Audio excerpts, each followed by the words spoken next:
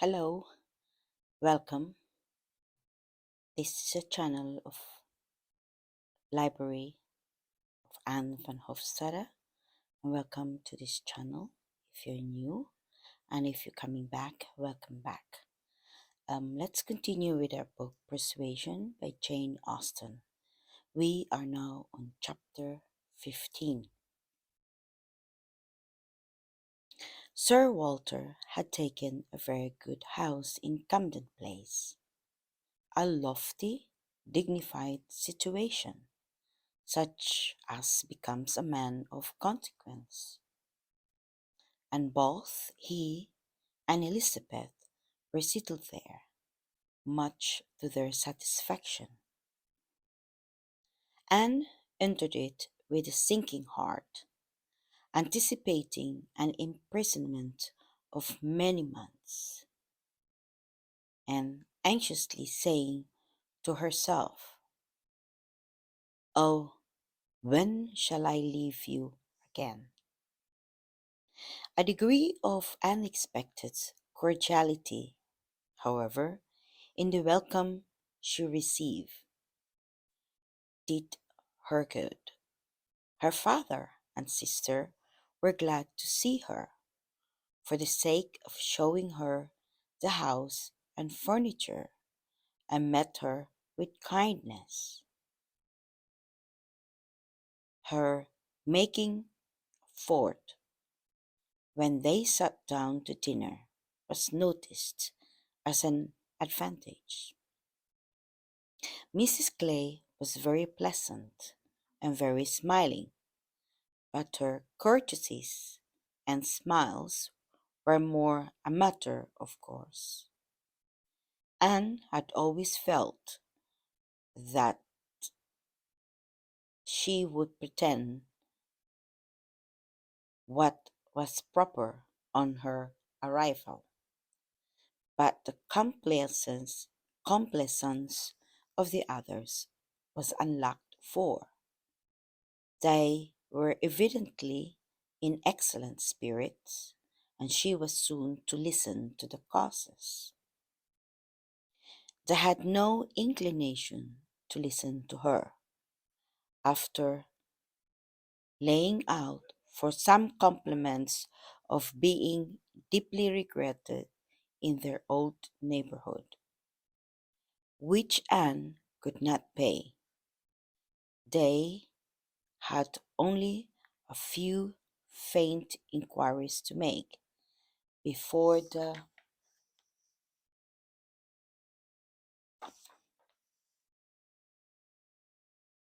talk must be all their own. Uppercross excited no interest, Killinch very little. It was all Bath. They had the pleasure of assuring her that Bath more than answered their expectations in every respect. Their house was undoubtedly the best in Camden Place. Their drawing rooms had many decided advantages over all the others which they had either seen or heard of,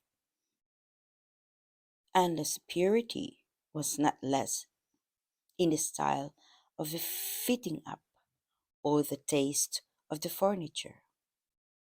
Their acquaintance was exceedingly sought after.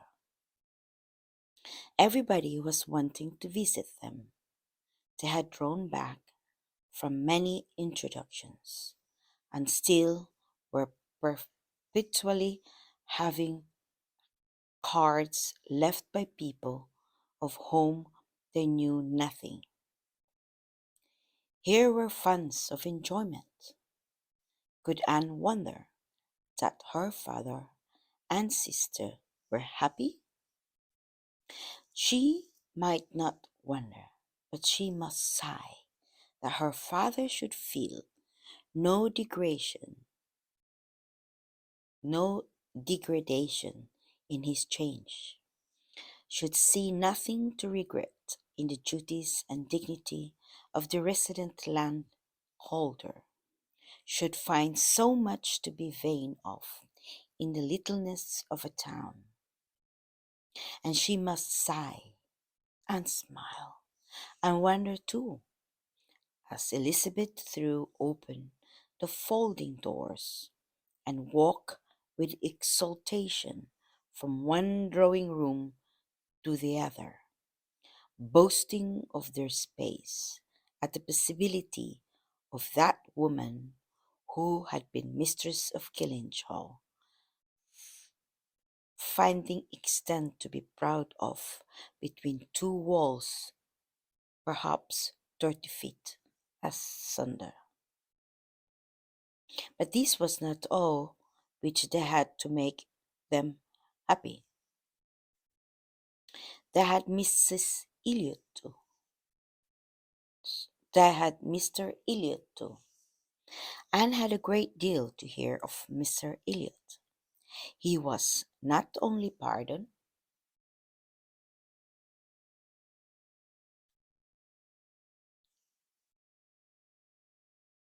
he was not only pardoned, they were delighted with him. He had been in Bath about a fortnight. He had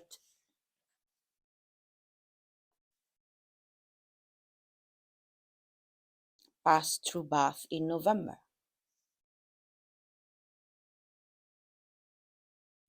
In his way to London, when the intelligence of Sir Walter's being settled there had of course reached him through only 24 hours in the place, but he had not been able to avail himself of it.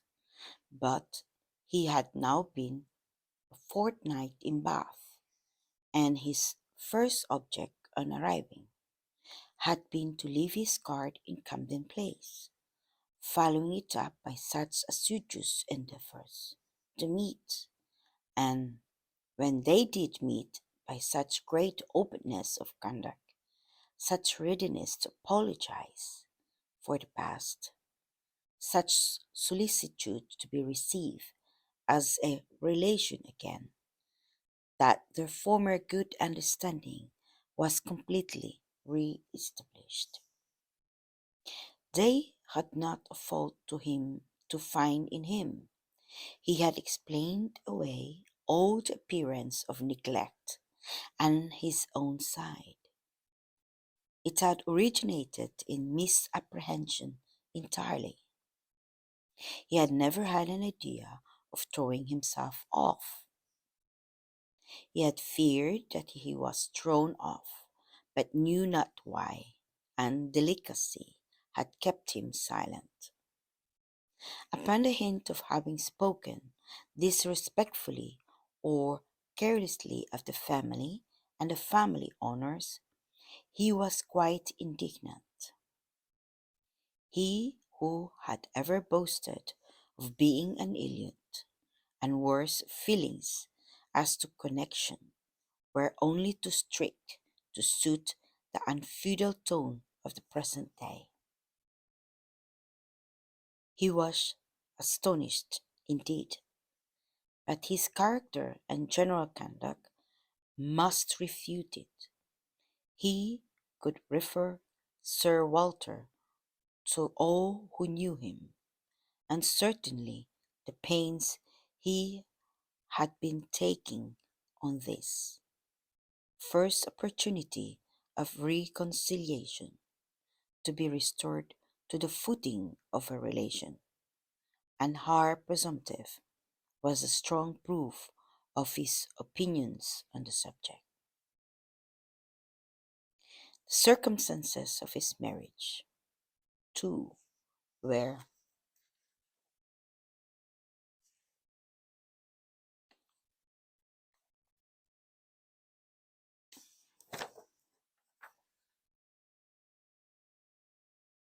found to admit of much extenuation. This was an article not to be entered one on by himself, but by a very intimate friend of his, a Colonel Wallis.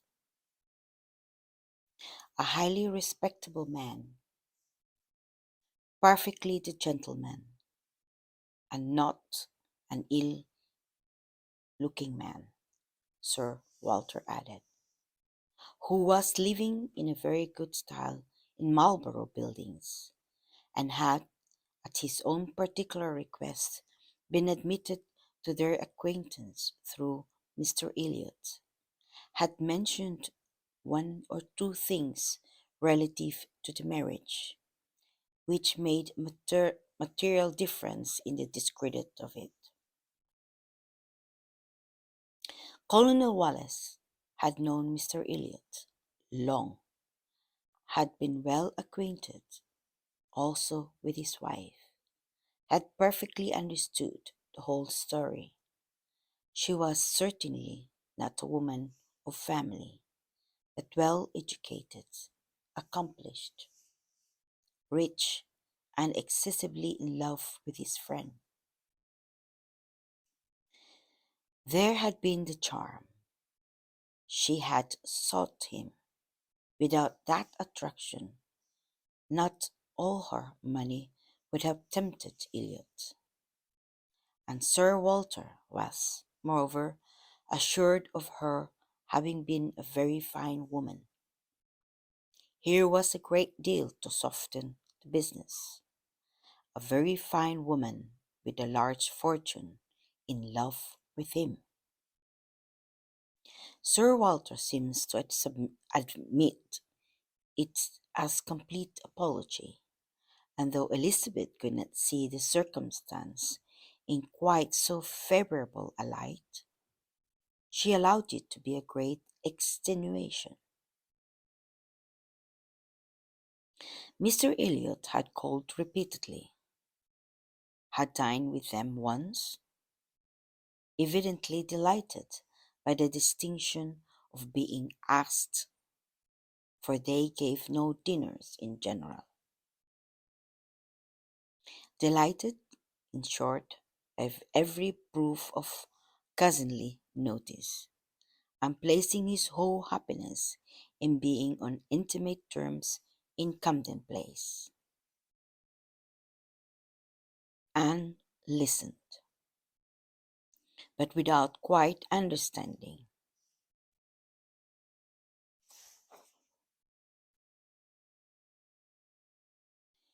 It allowances, large allowances, she knew, must be made for the ideas of those who spoke. She heard it all under embellishment. All that sounded extravagant or irrational in the progress of the reconciliation might have no origin but in the language of the relators. Still, however, she had the sensation of there being something more than immediately appeared in Mr. Elliot's wishing, after an interval of so many years, to be well received by them. In a worldly view, he had nothing to gain by being on terms with Sir Walter, nothing to risk by a state of variance. In all probability, he was already the richer of the two, and the Killinch estate would as surely be his hereafter as a title. A sensible man, and he had looked like a very sensible man. Why should it be an object to him? She could only offer one solution. It was, perhaps, for Elizabeth's sake. There might really have been a liking formerly, though convenience and accident had drawn him a different way. Now that he could afford to please himself, he might mean to pay his addresses to her. Elizabeth was certainly very handsome, with the well bred, elegant manners, and her character might never have been penetrated by Mr. Elliot, knowing her but in public, and when very young himself, how her temper and understanding might bear the investigation of his present keener time of life was another concern, and rather a fearful one. Most earnestly did she wish that he might not be too nice or too observant, if Elizabeth were his object, and that Elizabeth was disposed to be believed herself so, and that her friend Mrs. Clay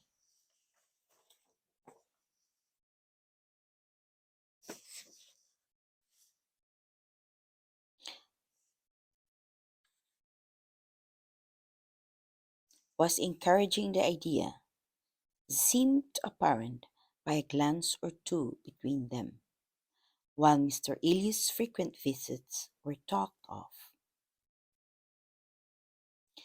and mentioned the glimpses she had had of him at Lyme, but without being much attended to. Oh, yes, perhaps it had been Mr. Elliot. They did not know. It might be him, perhaps. They could not listen to her description of him. They were describing him themselves. Sir Walter, especially. He did justice to his very gentlemanlike appearance, his air of elegance and fashion, his good shaped face, his sensible eye, but at the same time must lament his being very much underhung, a defect which time seemed to have increased. Nor could he pretend to say that 10 years had not altered almost every feature for the worse. Mr. Elliot appeared to think that he, Sir Walter, was looking exactly as he had done when they last parted. But Sir Walter had not been able to return the compliment entirely, which had embarrassed him.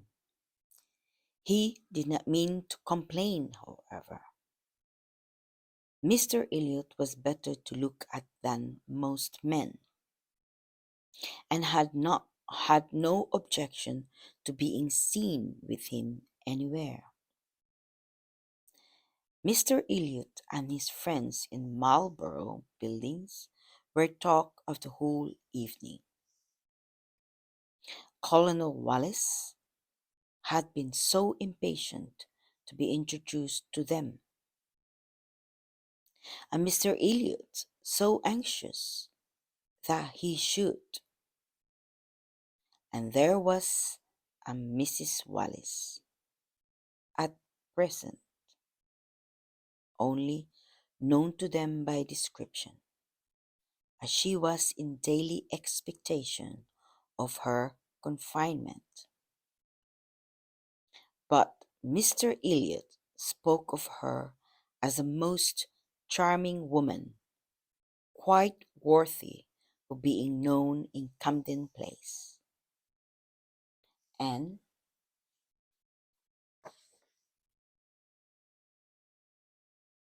soon as she recovered, they were to be acquainted.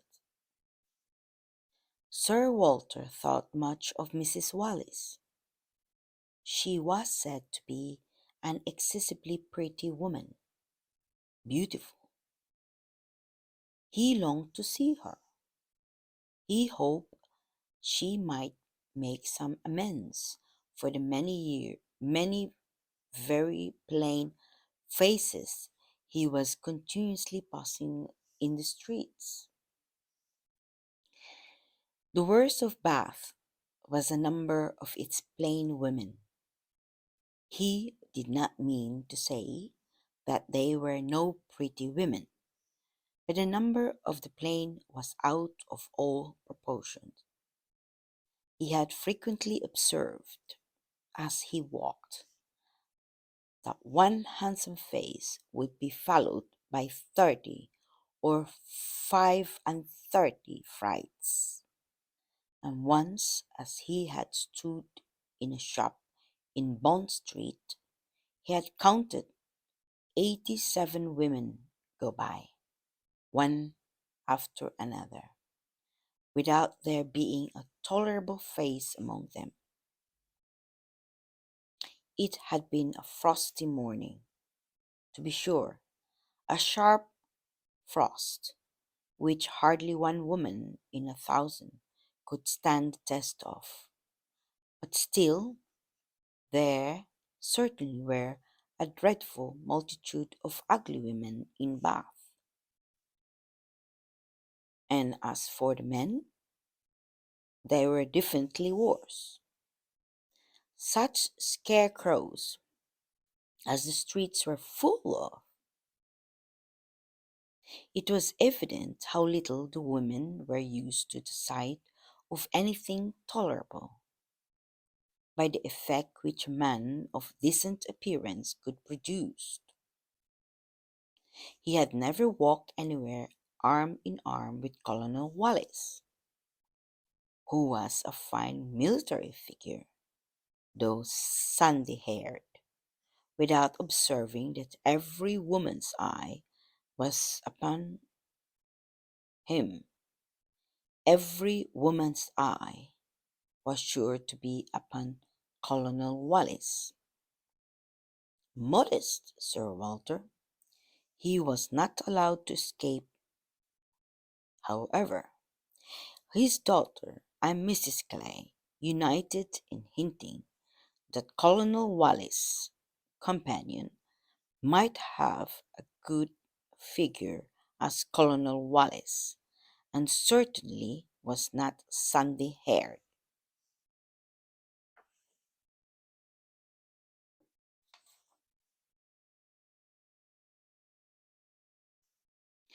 How is Mary looking? Said Sir Walter, in the highest of his good humour. The last time I saw her she had a red nose, but I hope that may not happen every day. Oh no, that must have been quite accidental. In general, she had been in very good health and a very good looks since Michaelmas. If I thought it would not tempt her to go out in sharp winds and grow curls, I would send her a new hat and pelisse. Anne was considering whether she could venture to suggest that a gown or a cap would not be liable to any such misuse, when a knock at the door suspended everything. A knock at the door, and so late. It was 10 o'clock. Could it be Mr. Elliot?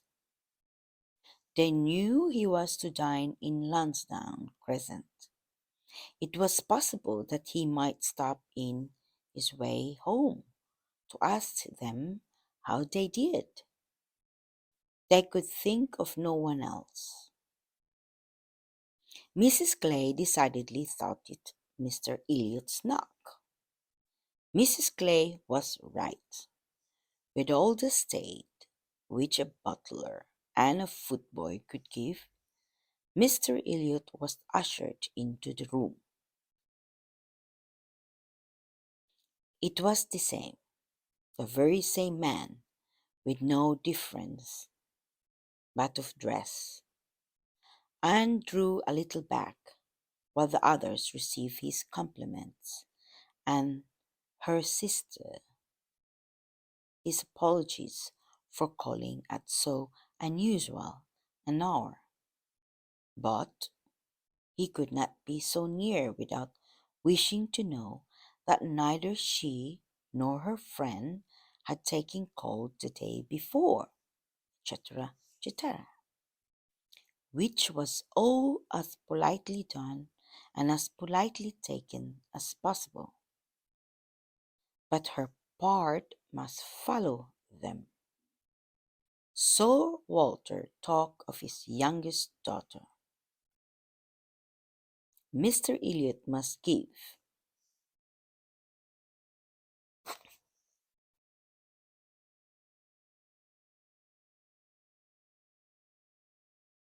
leave to present him to his youngest daughter.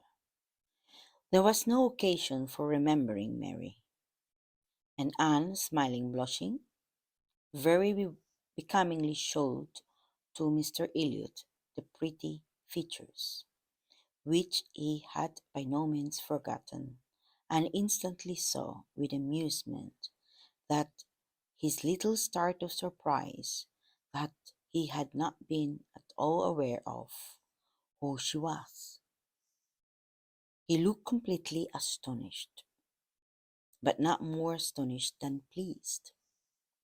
His eyes brightened, and with the most perfectly alacrity he welcomed the relationship, alluded to the past, and entreated to be received as an acquaintance already. He was quite a good looking as he had appeared at Lyme. His countenance improved by speaking, and his manners were so exactly what they ought to be, so polished, so easy, so particularly agreeable, that she could compare them in excellence to only one person's manners. They were not the same, but they were perhaps equally good. He sat down with them and improved their conversation very much.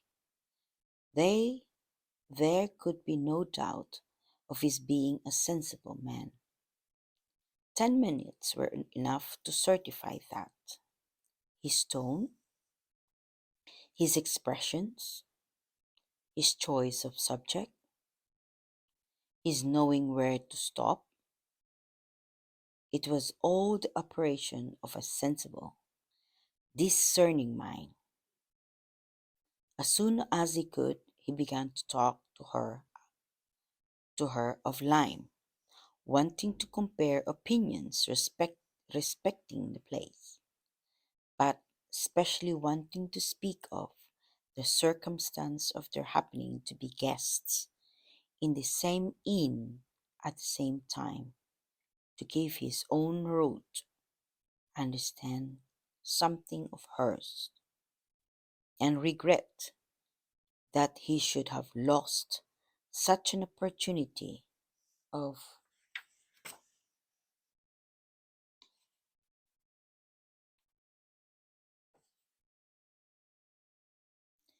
paying his respects to her.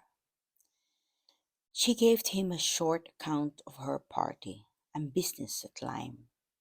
His regret increased as he listened. He had spent his whole solitary evening in the room adjoining theirs, had heard voices, murmured continually, thought they must be a most delighted set of people, longed to be with them, but certainly without the smallest suspicion of his possessing the shadow of a right to introduce himself.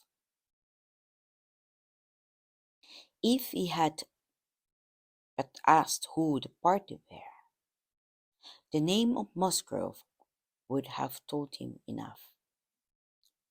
Well, it would serve to cure him of an absurd practice of never asking a question at an inn, which he had adopted, when quite a young man, on the principle of its being very ungenteel to be curious.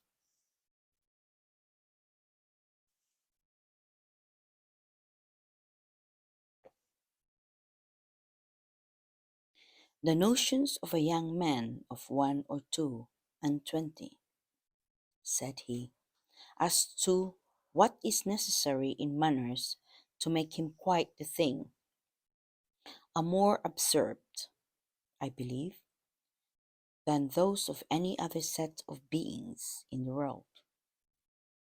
The folly of the means they often employ is only to be equalled by the folly of what they have in view. But he must not be addressing his reflections to Anne alone.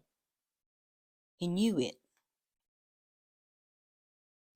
He was soon diffused again among the others, and it was only at intervals that he could return to Lyme. His inquiries, however, produced at length an account of the scene she had been engaged in there, soon after his leaving the place.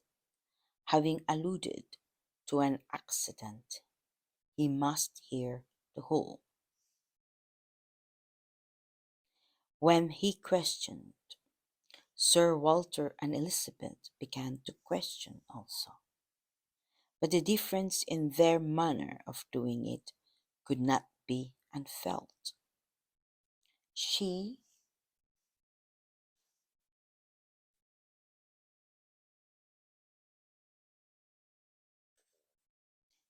could only compare Mr. Elliot to Lady Russell in the wish of really comprehending what had passed, and in the degree of concern of what she must have suffered in witnessing it. He stayed an hour with them. The elegant little clock on the mantelpiece had struck 11 with its silver sounds, and the watchman was beginning to be heard at a distance telling the same tale before Mr. Elliot or any of them seemed to feel that he had been there long. Anne could not have supposed it possible that her first evening in Camden Place could have passed so well. That was the end of our chapter 15.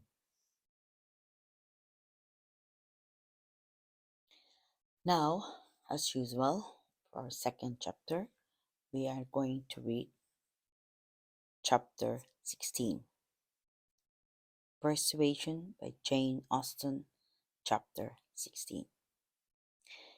There was a point which Anne, on returning to her family, could have been more thankful. To a certain even that Mr. Elliot's being in love with Elizabeth, which was her father's not being in love with Mrs. Clay, and she was very far from easy about it when she had been at home a few hours. On going down to breakfast the next morning,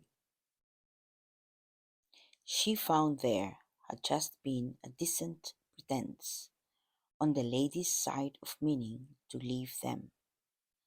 She could imagine Mrs. Clay to have said that now Miss Anne was come, she could not suppose herself at all wanted, for Elizabeth was replying in a sort of whisper, "That must not be any reason, indeed.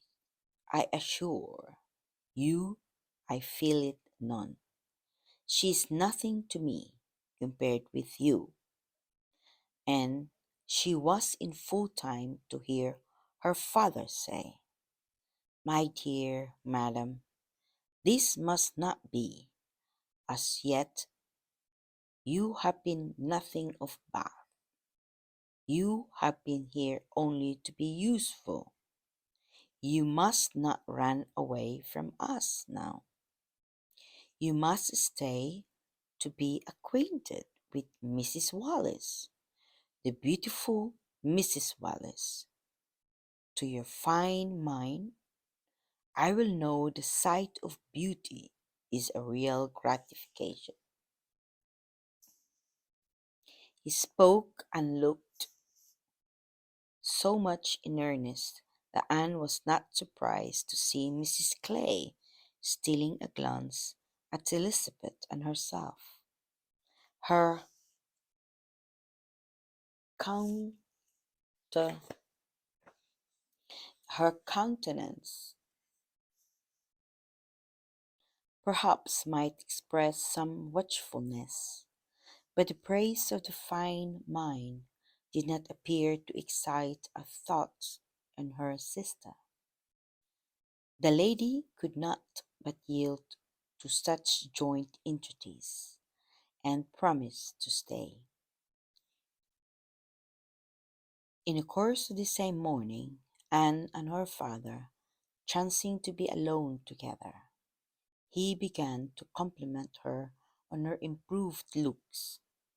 He thought her less thin in her person, in her cheeks, her skin, her complexion greatly improved, clearer, fresher.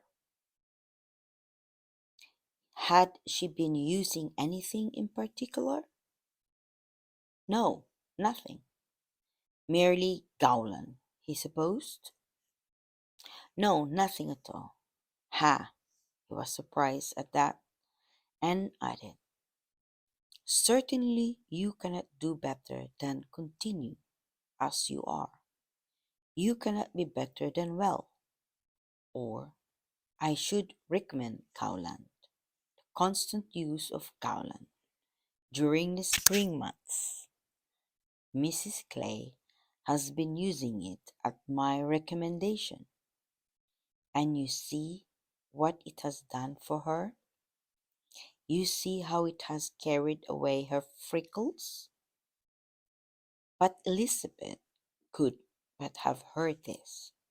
Such personal phrase might have struck her, especially as it did not appear to Anne that the prickles were at all lessened, that everything must take its chance.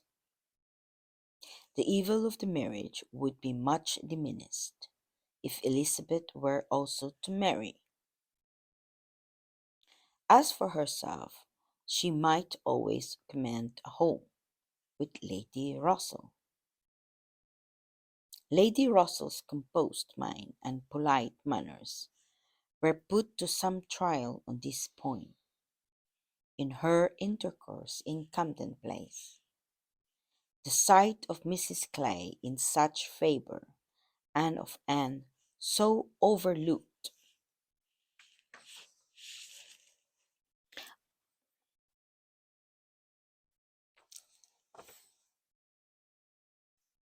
was a perpetual provocation to her there, and vexed her as much when she was away as a person in Bath, who drinks the water, gets all the new publications, and has a very large acquaintance, has time to be vexed.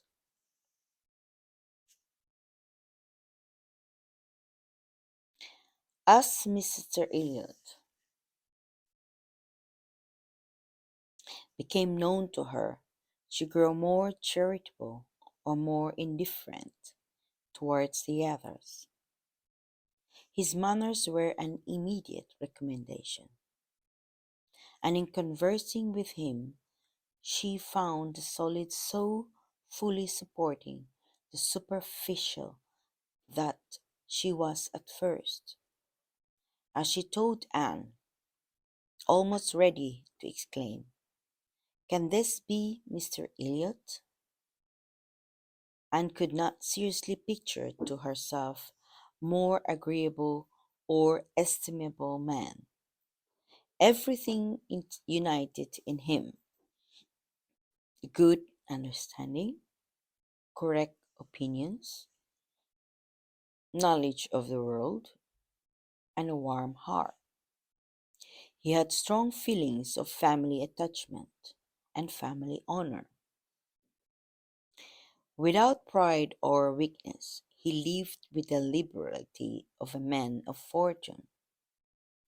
Without display, he judged for himself in everything essential, without defying public opinion in any point of worldly decorum.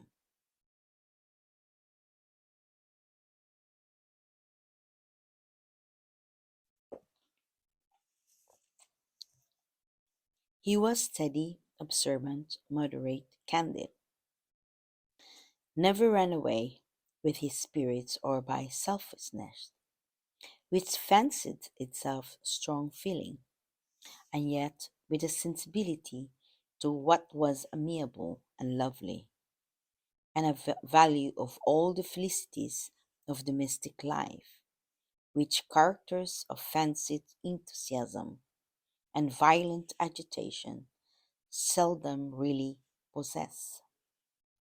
She was sure that he had not been happy in marriage. Colonel Wallace said it, and Lady Russell saw it, but it had been no unhappiness to sour his mind, nor, she began pretty soon to suspect, to prevent his thinking of a second choice. Her satisfaction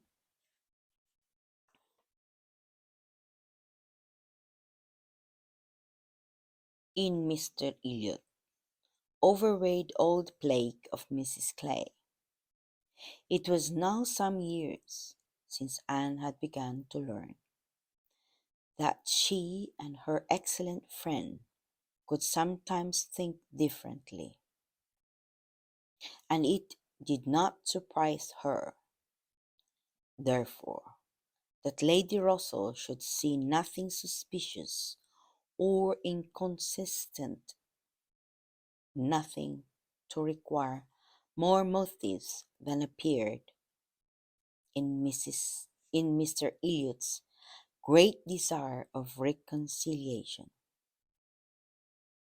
In Lady Russell's view, it was perfectly natural that Mr. Elliot, at the mature time of life, should feel it a most desirable object, and what would very generally recommend him, among all sensible people, to be on good terms with the head of his family. The simplest process in the world of time upon a head naturally clear, and only erring in the heyday of youth. Anne presumed, however, still to smile about it, and at last to mention Elizabeth. Lady Russell listened and looked, and made only this cautious reply: Elizabeth, very well, time will explain. It was a reference to the future which Anne, after a little observation, felt she must submit to. She must submit to. She could determine nothing at present. In that house Elizabeth must be first, and she was in the habit of such general observance as Miss Elliot, that any particularity of attention seemed almost impossible. Mr. Elliot, too, it must be remembered, had not been a widower 7 months, A little delay on his side might be very excusable.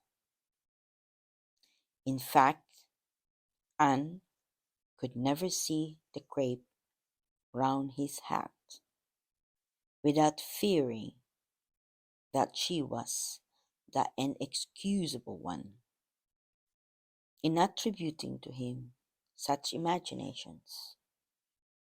For though his marriage had not been very happy,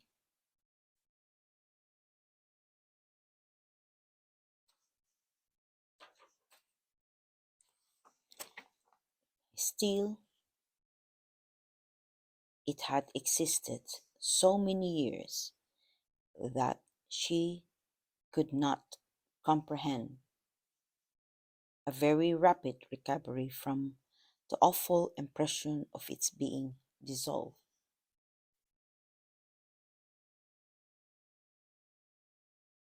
However it might end, he was, without any question, their pleasantest acquaintance in Bath. She saw nobody equal to him, and it was a great indulgence now and then to talk to him about Lyme, which he seemed to have as lively a wish to see again, and to see more of, as herself. They went through the particulars of their first meeting a great many times. He gave her to understand that he had looked at her with some earnestness. She knew it well, and she remembered another person's look also. They did not always think alike. His value for rank and connection she perceived to be greater than hers. It was not merely complaisance, it must be a liking to the cause, which made him enter warmly into her father and sister's solicitudes on a subject which she thought unworthy to excite them. The Bath paper one morning announced the arrival of the Dowager Viscountess Dalrymple and her daughter, the Honourable Miss Carteret, and all the comfort of Number Camden Place was swept away for many days. For the Dalrymples, in Anne's opinion, most unfortunately, were cousins of the Elliots, and the agony was how to introduce themselves properly. Anne had never seen her father and sister before in contact with nobility, and she must acknowledge herself disappointed. She had hoped better things from their high ideas of their own situation in life, and was reduced to form a wish which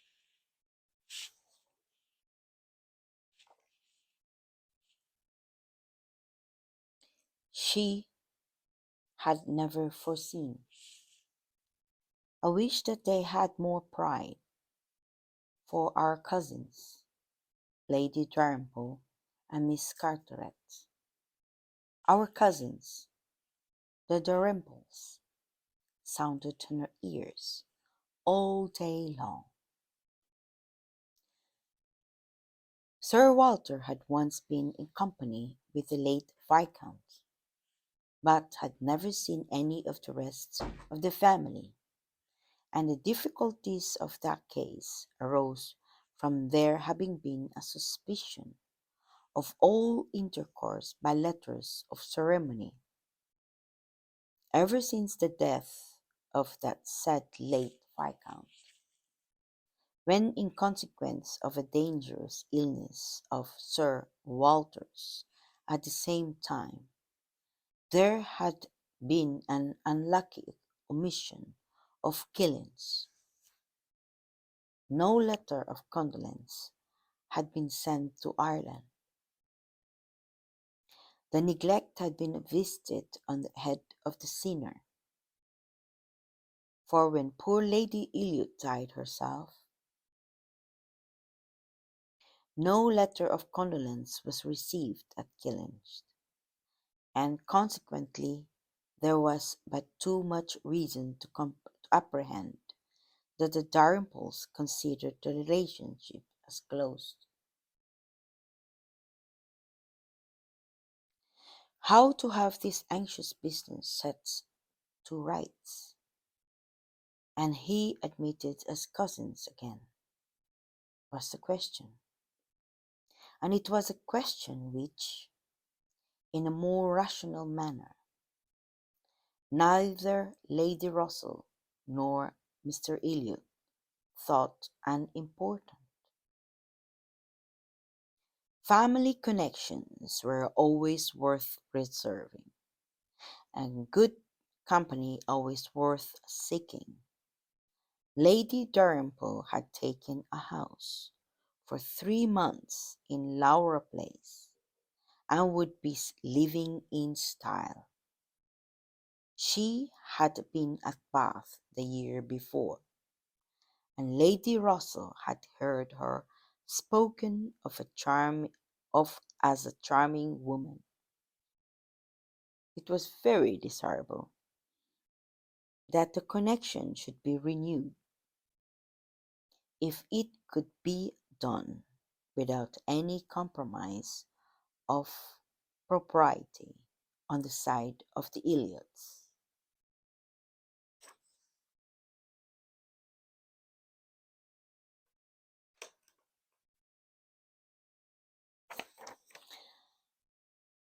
Sir Walter, however, would choose his own means, and at last wrote a very fine letter of ample explanation, regret, and entreaty to his right honourable cousin. Neither Lady Russell nor Mr. Elliot could admire the letter, but it did all that was wanted in bringing 3 lines of scrawl from the Dowager Viscountess. She was very much honoured, and should be happy in their acquaintance. The toils of the business were over. The sweets began. They visited in Laura Place. They had the cards of Dowager Viscountess Dalrymple and the Honourable Miss Carteret, to be arranged wherever they might be most visible, and our cousins in Laura Place, our cousins, Lady Dalrymple and Miss Carteret, were talked of to everybody.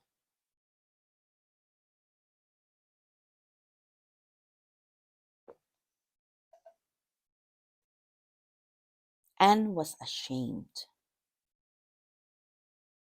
Had Lady Dalrymple and her daughter even been very agreeable, she would still have been ashamed of the agitation they created.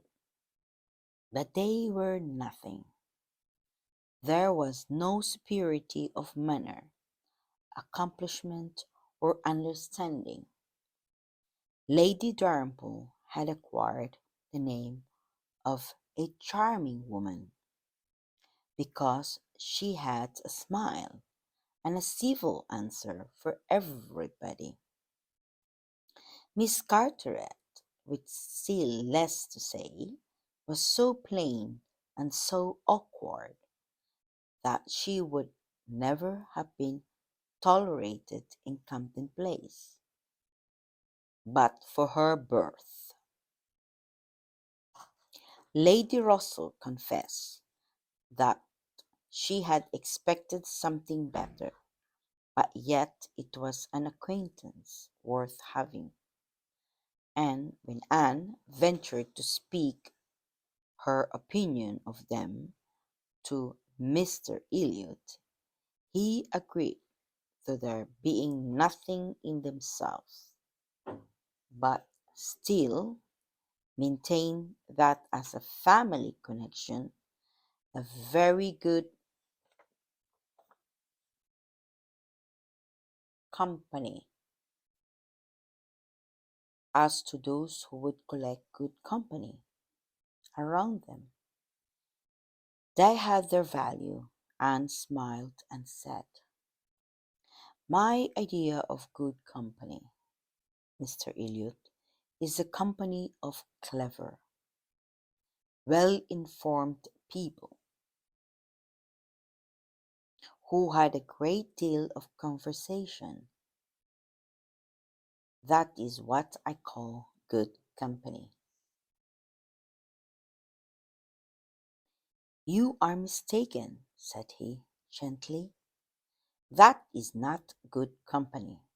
That is the best. Good company requires only birth, education, and manners, and with regard to education, is not very nice. Birth and good manners are essential, but a little learning is by no means a dangerous thing in good company. On the contrary, it will do very well. My cousin Anne shakes her head. She is not satisfied. She is fastidious. My dear cousin, sitting down by her, you have a better right to be fastidious than almost any other woman I know. But will it answer? Will it make you happy? Will it not be wiser to accept the society of these good ladies in Laura Place, and enjoy all the advantages of the connection as far as possible? You may depend upon it that they will move in the first sets in Bath this winter, and as rank is rank, your being known to be related to them will have its use in fixing your family, our family, let me say, in that degree of consideration which we must all wish for. Yes, sighed Anne, we shall, indeed, be known to be related to them. Then, recollecting herself, and not wishing to be answered, she added, "I certainly do think there has been by far too much trouble taken to procure the acquaintance."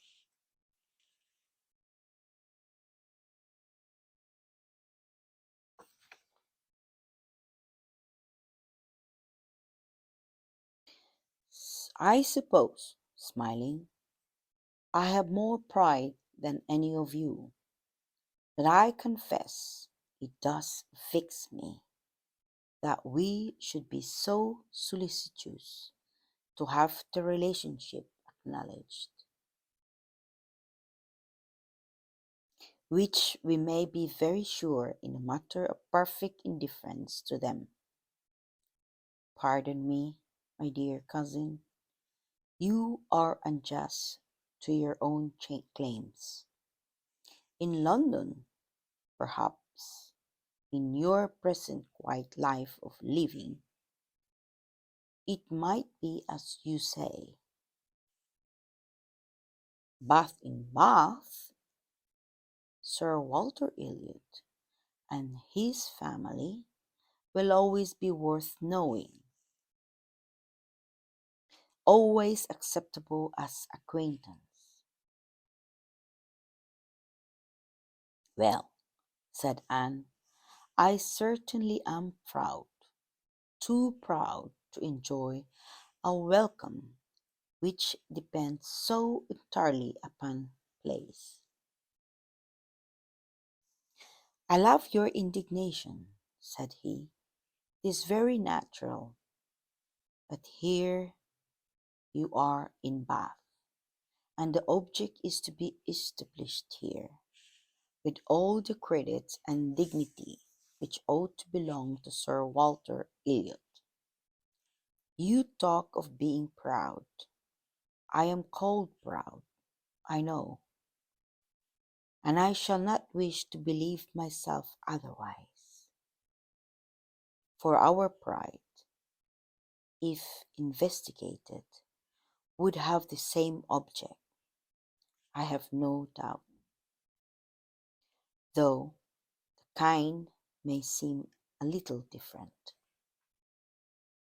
In one point, I am sure, my dear cousin, he continued, speaking lower, though there was no one else in the room. In one point, I am sure we must feel alike. We must feel that every addition to your father's society among his equals or superiors may be of use in diverting his thoughts from those who are beneath him.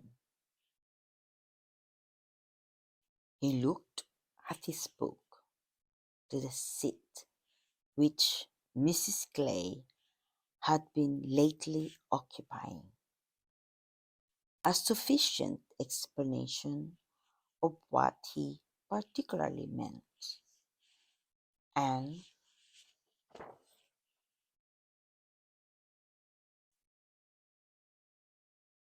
though Anne could not believe in their having the same sort of pride, she was pleased with him for not liking Mrs. Clay,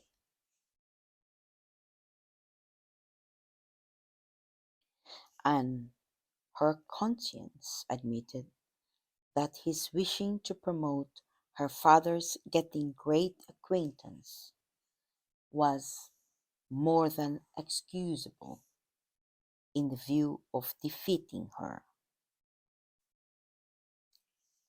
And that was the end of chapter 16 of Persuasion by Jane Austen.